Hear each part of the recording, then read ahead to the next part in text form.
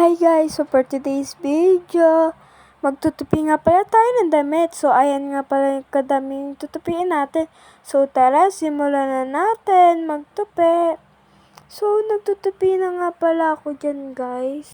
Kasi nga pala magulo nga pala ang damitan ko, kaya tinutupi ko na yan. At hindi nga pala ako nakakapaglinis.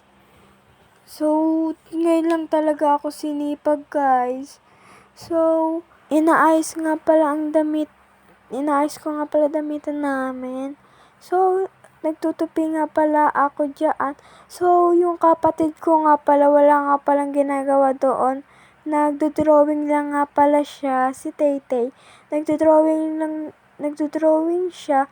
Tapos ako, nagtutupi lang ng damit. Damit nga pala namin yan. So, ang araw-araw nga pala, hindi nga pala umuulan ngayon.